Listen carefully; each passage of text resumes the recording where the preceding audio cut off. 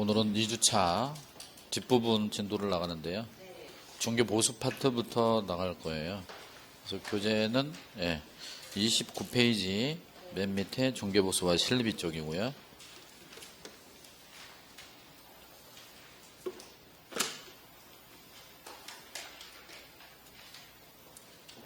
문제로는 53번부터가 이제 진도 나갈 부분입니다.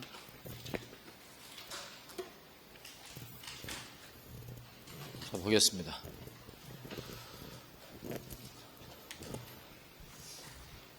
(1주차가) 더 쉽고 (2주차가) 더 어려워요. 약간. 근데 (1주차) 때 속도가 좀 빠르다 그래서 조금 더 속도를 늦춰서 해줄 생각입니다. 얼마나 늦춰야 될지는 잘 모르겠는데. 자, 문제 할 때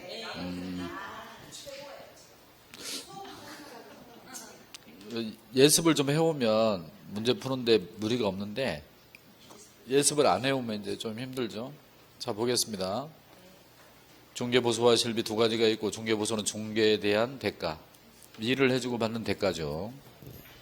따라서 이 중개보수 규정은 중개업에만 적용이 됩니다. 따라서 분양대행에 적용되지 않고 컨설팅에 적용되지 않고 다만 공매 알선에는 적용된다고 그랬어요. 그리고 실비 이렇게 나눠지고, 주택의 중개보수는 두 가지로 나누어서, 자, 칠판 보셔야 돼요. 주택의 중개보수와 주택 외의 중개대상물의 중개보수로 나눠집니다. 이거를 계산 문제를 풀 때도 반드시 지켜야 돼요. 주택이냐 아니냐.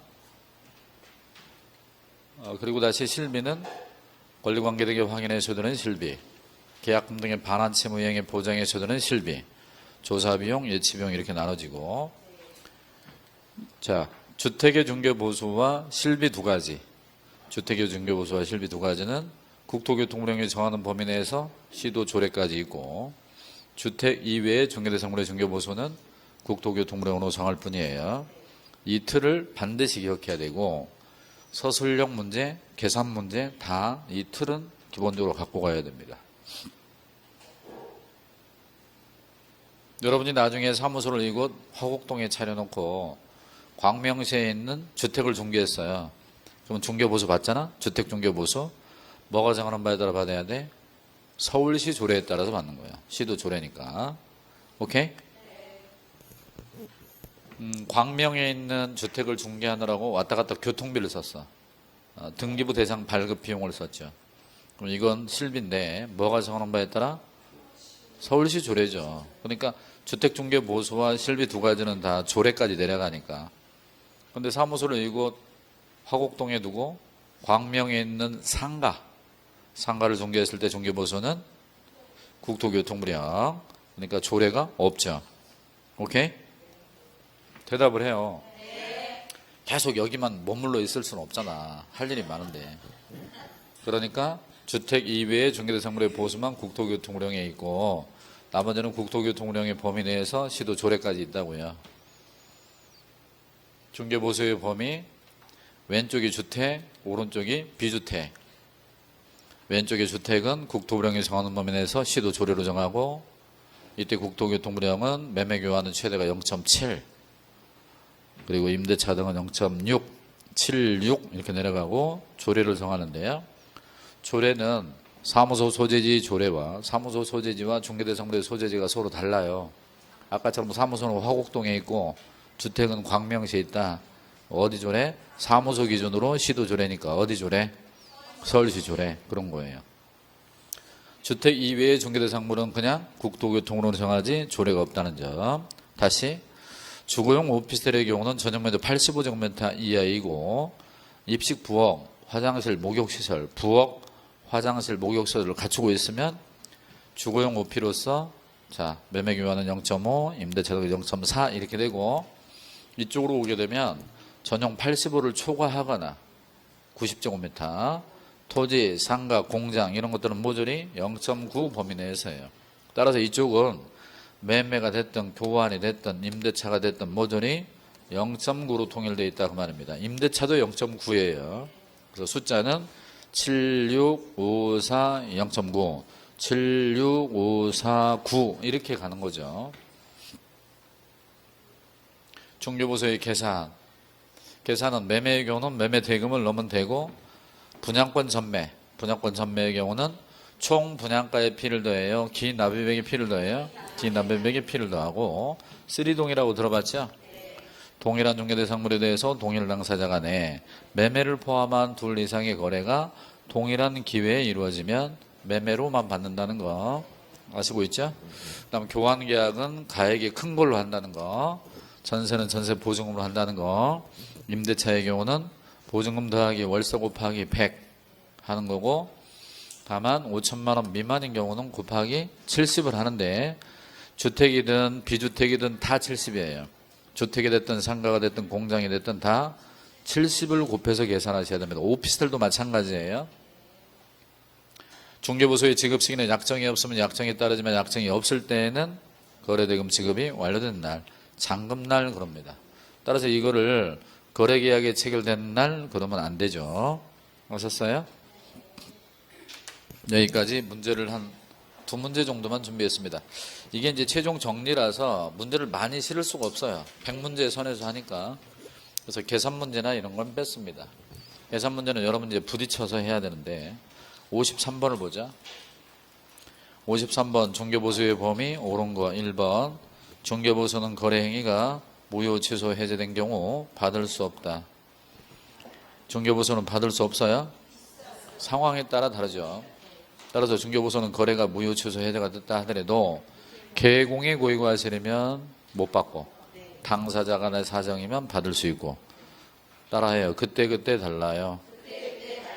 그러니까 받을 수 없다라고 한 건 틀린 문장이고, 2번 상가의 동그라미. 여러분이 이 중개보수 쪽의 문제를 풀 때는 중개대상물의 종류의 동그라미 쳐야 돼. 상가는 왼쪽 오른쪽? 오른쪽이고, 따라서 그 보수의 한도는 국토교통으로 정할 뿐이지 시도조례 밑줄, 시도조례가 있어 없어? 없었죠. 틀렸고 3번 분사무소에서 주택에 관한 중개를 완성했어요. 그러면 주사무소 소지지관할 시도조례 틀렸습니다. 분사무소 소지지관할 시도조례예요. 여기 보세요. 만약에 본사가 이곳 화곡동에 있는데 분사무소가 세종시에 있는 거야. 세종시에 있는 분사무소에서 대전에 있는 주택을 중개하면 분사무소가 세종시에 있으니까 세종시 조례. 따라서 3번은 주사무소 소지지관할이 아니고 분사무소 소지지관할. 그 다음에 4번 토지의 동그라미. 토지는 왼쪽 오른쪽? 그걸 잘 못해가지고 손가락을 이리 됐다 저리 됐다. 오른쪽. 임대차는 위아래? 위아래가 없죠. 위아래가 없어서 모조리 0.9잖아. 따라서 임대차를 중개했다 하더라도 일방으로부터 거래가액의 0.9 맞죠? 정답은 4번이고 5번 개업중개사가 주택임대차 계약을 알선한 경우 임대인으로부터 거래금액의 0.9가 아니고 0.6이 최고죠. 76 이렇게 내려갔으니까 0.6 0.9 틀렸습니다. 그러니까 아까 7654 이렇게 갈 때 76이 시험에 나온 적은 없어요. 근데 올해 정도에서는 76 이거 물어볼 것 같아요. 문제 54번 하겠습니다. 중개보수와 실비 등에 관하여 옳은 것은 그랬는데 1번 환산보증금이 5천만 원 미만인 임대차의 경우 밑줄 쳐요. 주택에 하나요. 주택에 하나요. 70을 곱해요. 모조리 70을 곱해요. 모조리. 따라서 주택에 하나요. 틀렸습니다. 2번 중개대상물인 건축물이 주거용의 면적과 비주거용의 면적이 동일해요. 면적이 똑같으면 뭘로 하죠? 주거용 건축물. 주택으로 하죠. 따라서 비주거용 건축물 보수규정을 적용한다. 틀렸습니다. 여기 봐요. 주거용이 200, 비주거용이 200, 면적이 똑같으면 주택으로 하는데, 근데 이제 문제를 보게 되면 주거용이 3분의 1 이렇게 돼요. 주거용이 3분의 1 그러면 주택이 아니고 비주택이겠죠? 3번 주거용 오피스텔인데 전용 면적이 얼마? 90제곱미터야. 90제곱미터는 왼쪽 오른쪽 가운데 중에 어디야? 완전 오른쪽이죠. 완전 오른쪽이니까 일방으로부터 매매 교환은 0.9, 임대차도 0.9. 따라서 이게 면적이 80제곱미터로 출제했으면 맞는 문장입니다. 근데 90제곱미터이기 때문에 완전 오른쪽으로서 0.9를 적용해야 됩니다. 그죠? 4번 중개보수의 지급 시기는 개공과 의뢰인 간의 약정에 따르되 약정이 없을 때는 거래계약이 체결된 날로 한다. 거래계약이 체결된 날로 한다. 틀렸죠? 대금 지급이 완료된 날 그래야 됩니다. 대금 지급이 완료된 날. 5번 중개대상물의 권리관계 등의 확인에 소요되는 실비는 여기 보세요. 권리관계 등의 확인에 소요되는 실비는 이전 의뢰인에게 받고 계약금 등의 반환 채무 이행의 보장에 드는 실비는 취득 의뢰인에게 받죠. 따라서 지금은 영수증을 첨부해서 매도, 임대 그 밖의 권리를 이전하고자 하는 의뢰인에게 청구할 수 있으니까 맞죠. 다시 여기 보세요. 중개대상물의 권리관계 등의 확인에 소요되는 실비는 누구한테 받아? 이전 의뢰인. 계약금 등의 반환 채무 이행의 보장에 소요되는 실비는 누구한테 받아? 취득 의뢰인. 다르죠. 55번부터가 포상금 제도입니다. 다시 요약적으로 돌아가죠.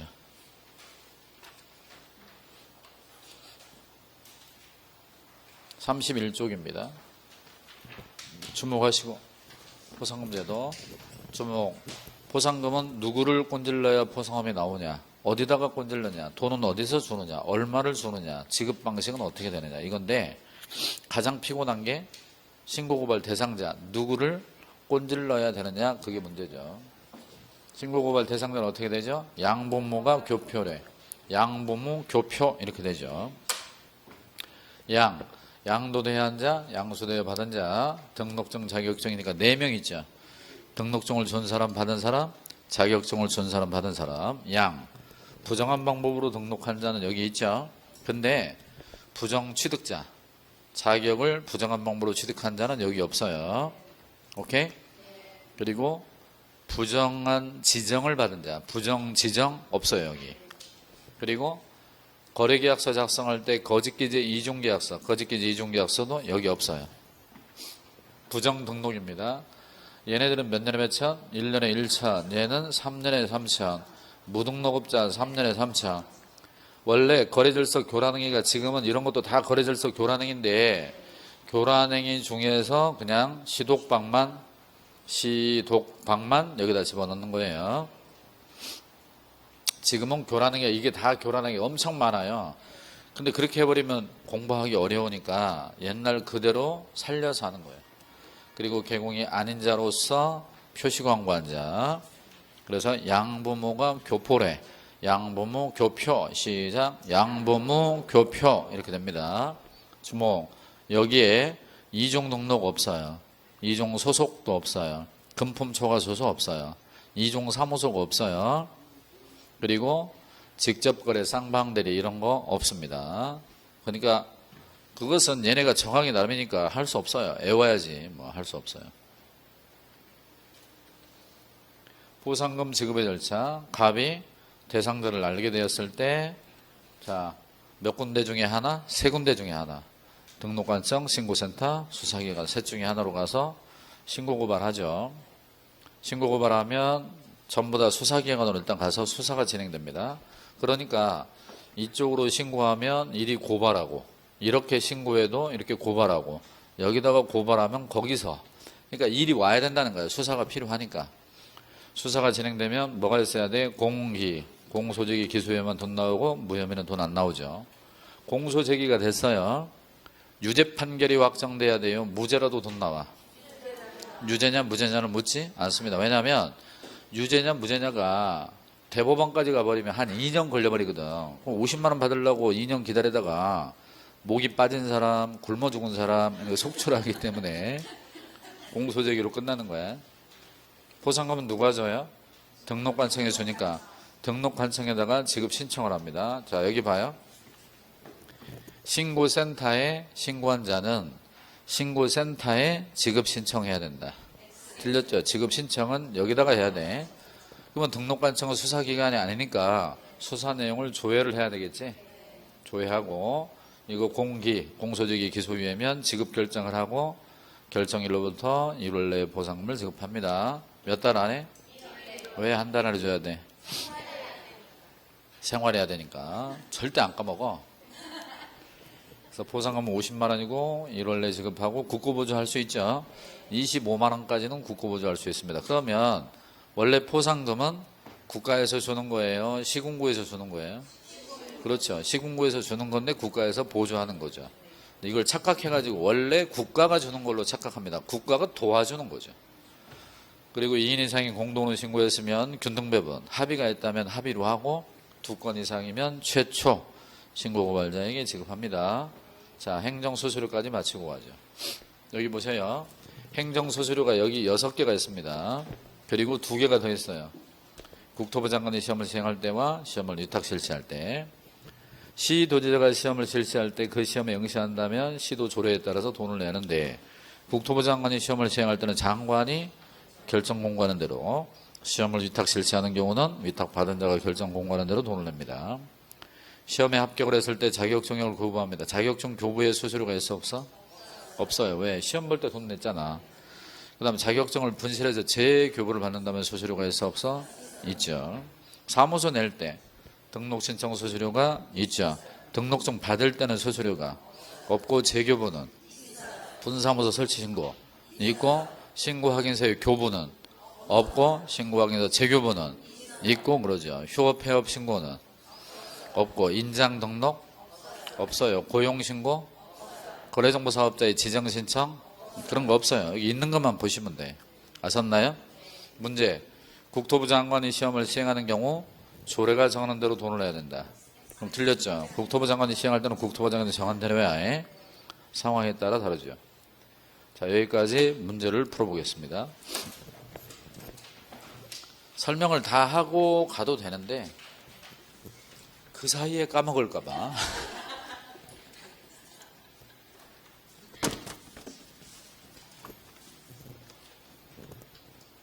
문제 55번입니다. 중개사법상 보상금제도 관련 옳은 거 1번 수사기관의 미준, 신고센터의 미준. 수사기관이나 교란행위 신고센터는 거짓 그 밖에 부정한 방법으로 등록한 자를 신고고발한 자에게 보상금을 지급할 수 있다. 밑줄치어 보상금을 지급할 수 있다. 저 뒤쪽에 서술어가 지급할 수 있다잖아요. 그러면 주어는 등록관청이 와야 맞죠. 따라서 수사기관이나 신고센터는 지급관청이 아닙니다. 여기 보세요. 그럼 이렇게 되겠네. 등록관청은 이러이러한 사람을 등록관청이나 신고센터 수사기관에 고발한 자에 대해서 이렇게 해야 맞죠. 2번 포상금은 건당 50만 원 맞죠? 소요비용 중에 국고에서 보조할 수 있는 비율은 50% 이내로 하고 정답이네요. 3번 보상금은 신고고발 대상자에 대한 형사소송에서 징역형이나 벌금형이 확정되어야 된다. 형이 확정돼야 돼요. 공소제기로 충분해요.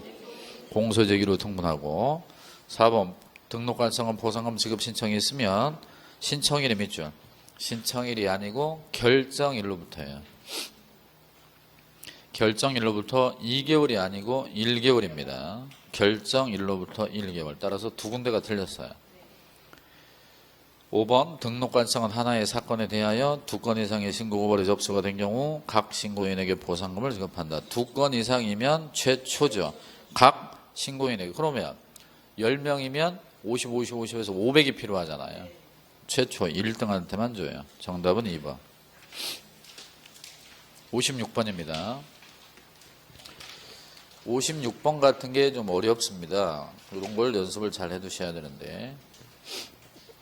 자, 보상금 관련 신고고발 대상이 되는 위반 행위는 모두 몇 가지인가? 기억번. 공인중개사 자격을 부정한 방법으로 취득. 부정의 밑줄, 취득의 밑줄. 부정 취득은 있어요, 없어요? 없어요. 부정 등록이 있었죠. 니은번. 개공이 중개대상물이 존재하지 않아서 존 나왔네? 존재하지 않아서 실제로 거래할 수 없는 물건이라면 허위매물 500과잖아 이거. 500만 원의 과태료는 보상금 없어요. 디귿번.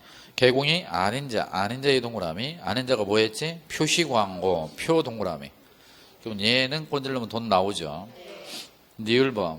개공 등이 법정 보수 또는 실비를 초과해서 금품받으면 금지행위지만, 그러면 이거는 교란행위야. 교란행위이지만 보상금은 안 나와.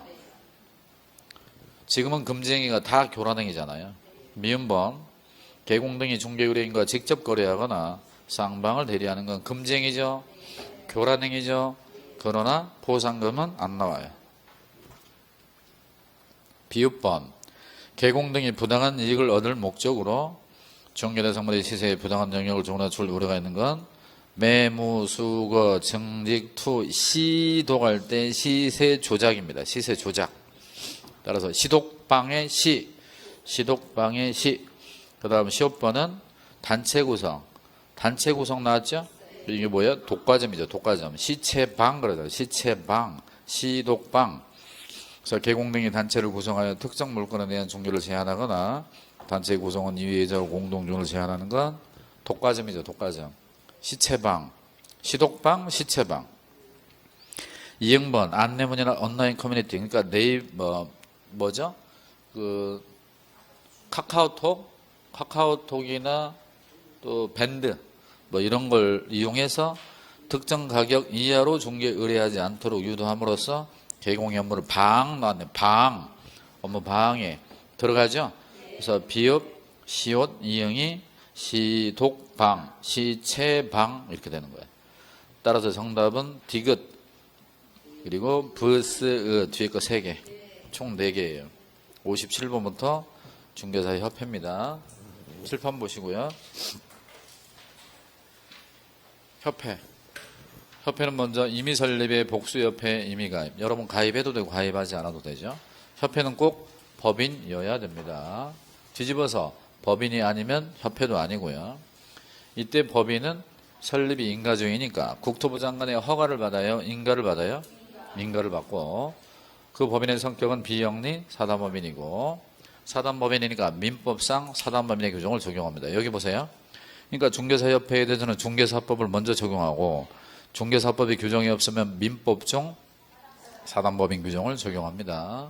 재단법인이 아니고요. 협회 설립 절차 정 300, 총 600 따라요. 정 300, 총 600 정 300은 정관 작성할 때 300 이상, 총회 때는 600 이상 돌아야 되고 지역별로 서울에서 100, 나머지 시도별로 각각 20 이상은 돌아야 됩니다.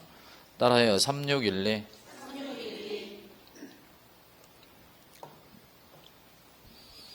자, 그리고 국토부 장관의 설립 인가를 받고 인가를 받으면 성립하는 게 아니라 등기까지 해야 성립을 하죠.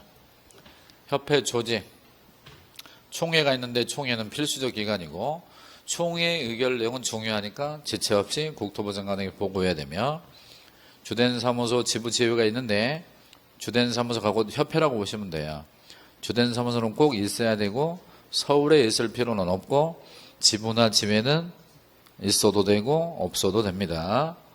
다만 지부를 설치했을 때는 시도지사에게 신고, 지회를 설치했을 때는 등록관청에 신고하는데 이렇게 지부 지회, 협회와 지부 지회 전부에 대한 감독이 있잖아요. 감독은 오로지 누가 하죠? 국토부 장관이 합니다. 오케이? 자, 문제 나갑니다. 협회가 지부를 설치한 경우는 장관에게 신고한다. 틀렸죠? 시도지사. 지회를 설치한 경우는 장관에게 신고한다. 등록관청에 신고하죠. 근데 감독은 누가 한다고? 전부 다 국토부 장관이 한다고. 만약에 국토부 장관의 감독상 명령을 위반하면 협회 얼마? 500. 협회 나오면 무조건 500만 원 이하가 치르죠. 협회 업무가 있는데 협회 업무는 고유 업무. 품질 개선, 윤리 정보 공제. 품질 개선, 윤리 정보 공제 이렇게 나가는데 외우지 않아도 돼요. 단 이 고유 업무 중에 여러 가지가 있는데 공제 사업도 고유 업무입니다. 자, 공제 사업은 영리 사업, 비영리 사업, 비영리 사업이고 그다음에 이쪽으로 가면 수탁 업무. 실무, 직무, 연수교육은 맡겨주면 시험도 맡겨주면 경매 쪽 실무도 맡겨주면 할 수 있는 거예요. 이걸 구분하는 데는 예민하게 하지 않아도 됩니다. 가장 중요한 건 공제사업이죠.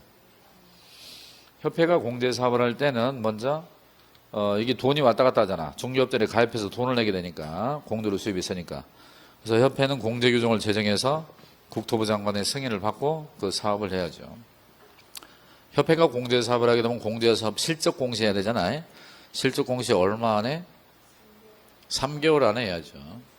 회계연도 종료 후 3개월 안에. 꿀 먹은 벙어리처럼. 제가 공시 안 했어요. 공시 하나면 얼마? 협회 나오면 무조건 500만 원이에요, 과태료죠. 이 돈 다 써버리면 안 되잖아. 그래서 공제료 수입액의 몇 프로 이상, 10% 이상을 책임 준비로 적립하기 때문에 내올 때 적립 비율 10%, 적십자 이렇게 해와야 돼. 그리고 책임 준비금은 다른 용도로 쓸 수 있어요, 없어요? 다른 용도로 쓸 수 있죠. 다른 용도로 쓸 수 없다 그러면 쓸린 거야. 쓸 수는 있어. 근데 쓰려면 사전 승인이에요, 사후 보고야? 사전에 승인을 받는 거죠. 사후에 보고하는 게 아니고요. 그리고 지급 여력 비율이라는 게 있죠. 재무 건전성 관련해서 지급 여력 비율은 100% 이상. 그래서 외울 때 지배기, 적십자, 지배기. 지급 여력 비율은 100%. 지백, 적십자.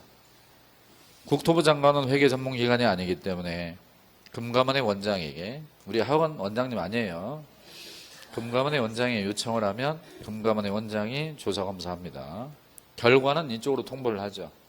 그러면 국토부 장관이 개선명령, 시정명령, 그리고 임원의 징계나 해임 요구 등을 하겠죠. 만약에 개선명령을 따르지 않았다 얼마? 500과. 이 개선명령 뭔가 바꾸란 얘기 아니야. 자, 자산 예탁기간을 저축은행에서 제1금융권으로 바꿔라. 장부가격을 바꿔라. 그리고 손실이 예상된다면 적립금을 쌓아라. 손실이 확정되면 손실을 털어라. 이런 등등의 것이 개선명령이야.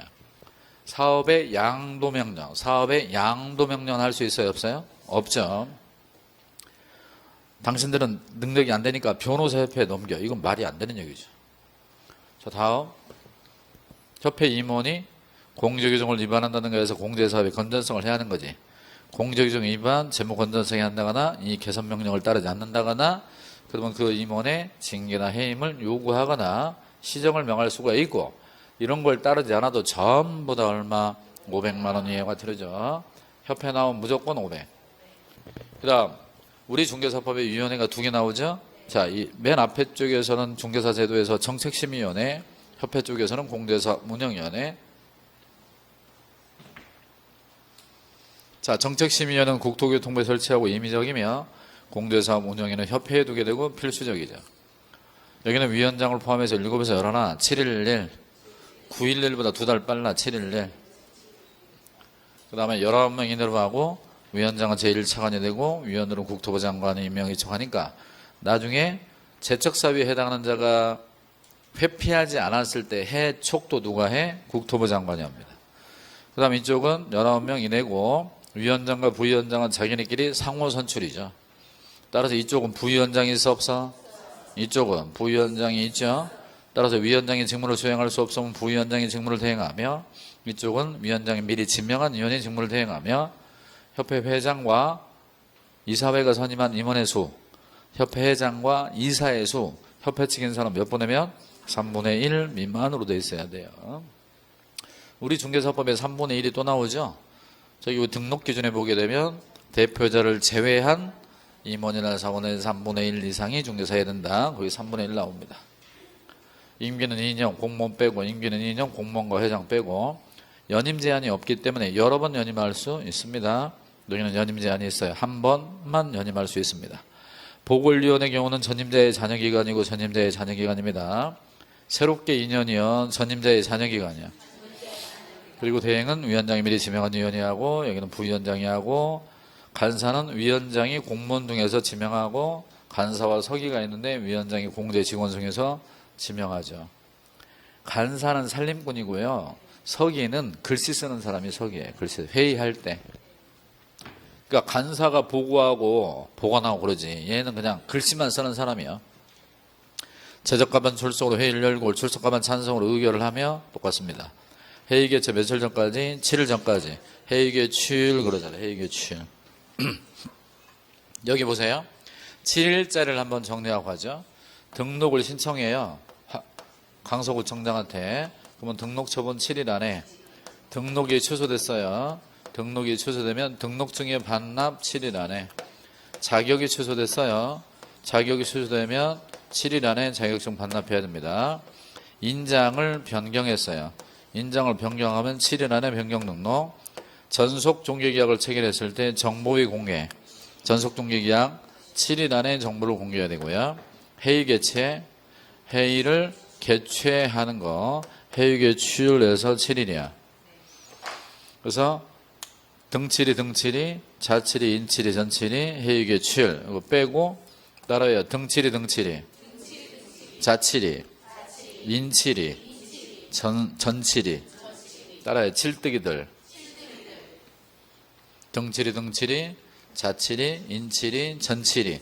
그리고 회의 개최일 이렇게 해서 7일자를 다 외워버렸어. 됐죠? 등칠이, 자칠이, 인칠이, 전칠이, 회의 개최일. 문제를 보겠습니다. 문제가 57번이죠. 협회에 대하여 옳은 거 그랬습니다. 1번.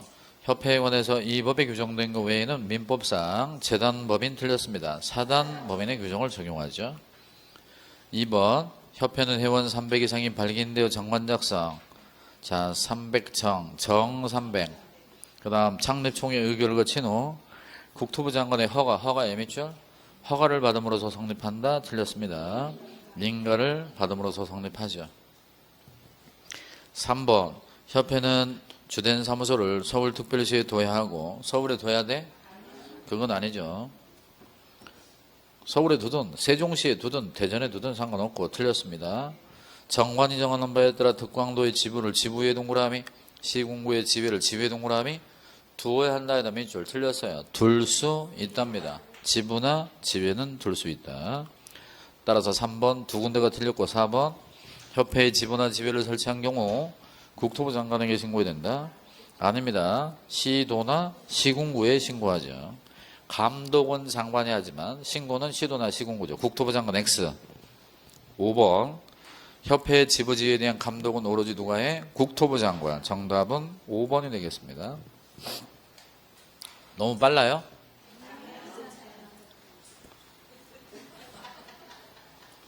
(58번) 하겠습니다. 협회에 관하여 옳은 거 그렇습니다. 내가 아주 천천히 해줄 수도 있어. 협회가 공제사업, 운용실적, 공시의무에 위반하면 이제 또 속 터지는 거지 이제. 실적 공시의무를 위반하면 협회 나오면 무조건 얼마? 500. 따라서 100과 틀렸습니다. 100만 틀렸어요. 2번. 국토부 장관은 협회 임원이 공제사업을 불건전하게 운영할 우려가 있다면 임원의 징계 해임을 요구할 수 있어요. 여러분, 장관이 직접 해임을 하는 거예요? 징계나 해임을 요구하는 거야? 장관이 자를 수는 없어요. 요구를 하는 거지.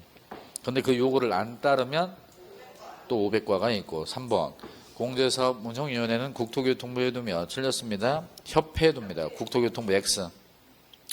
위원회 수는 총 19명 맞습니다. 4번. 운영위원회는 성별을 고려해서 구성하되 협회 회장과 임원 중에 선임된 위원은 전체 위원 수의 3분의 1 미만입니다. 2분의 1 틀렸어요. 5번. 공제사업 운영위원회 위원 중에 공무원인 자와 협회 회장을 제외한 위원회 임기는 3년이 아니고 2년. 연임할 수 없다. 틀렸습니다. 연임할 수 있어요. 한 번이긴 하지만 한 번이지만 연임할 수 있어요.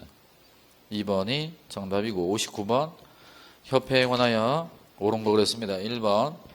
협회가 공제사업을 하고자 하면 공제규정을 제정해서 국토부 장관에게 보고해야 된다. 공제규정을 제정해서 국토부 장관에 보고의 밑줄, 보고가 아니고 승인사항이죠.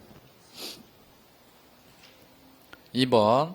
공제사업과 관련한 책임 증빙금의 적립 비율은 협회 총 수입액의 밑줄 틀렸습니다. 협회 총 수입액이 아니고 공제료 수입액이야. 총 수입액 X 100분의 20 틀렸습니다. 적십자 적립은 10%. 따라서 100분의 20도 틀렸습니다. 몇 군데가 틀렸어요? 두 군데가 틀렸죠.